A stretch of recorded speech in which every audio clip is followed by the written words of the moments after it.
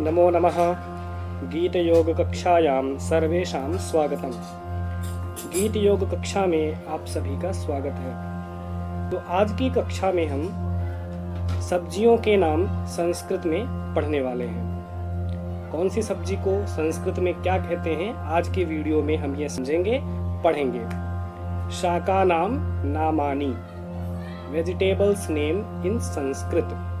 कौन सी सब्जी को संस्कृत में क्या कहते हैं, उसका उच्चारण कैसे करना चाहिए, कैसे करना है, आज की कक्षा में हम ये सब चीज सीखेंगे। तो चलिए प्रारंभ करते हैं कक्षा को।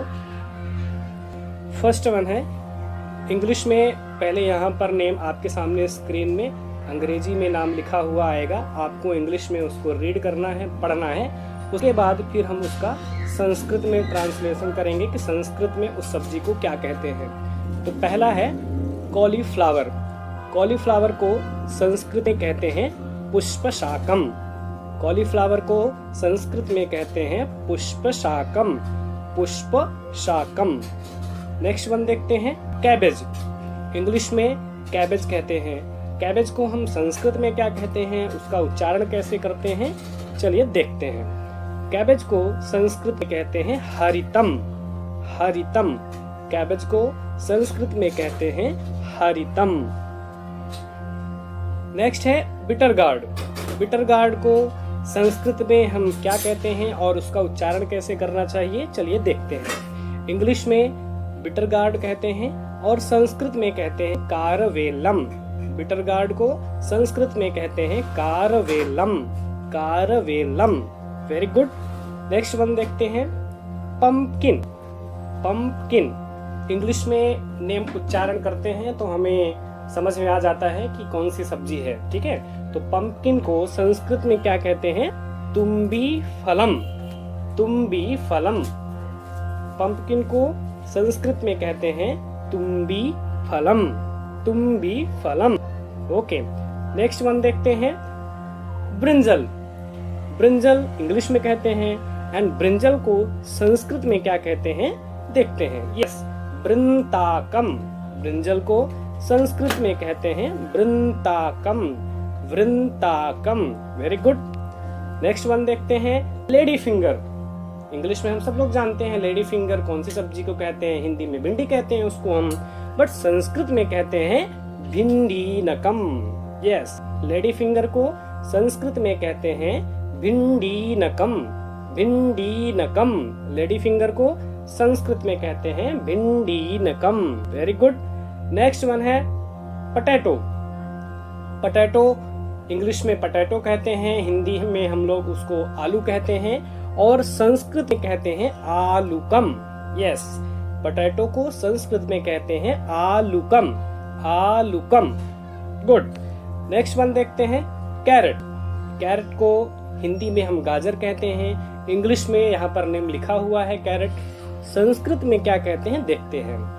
यस, कैरेट को संस्कृत में कहते हैं गृंजनकम, गृंजनकम। कैरेट को संस्कृत में कहते हैं गृंजनकम। यस। नेक्स्ट वन है रेडिश। रेडिश मोस्टली हम लोग जानते हैं इंग्लिश में नेम, हिंदी में उसको हम लोग मूली कहते हैं। रेडिश को हिंदी में कहते हैं मूली और संस्कृत में कहते हैं मूलकम। रेडिश को संस्कृत में कहते हैं मूलकम, मूलकम। यस।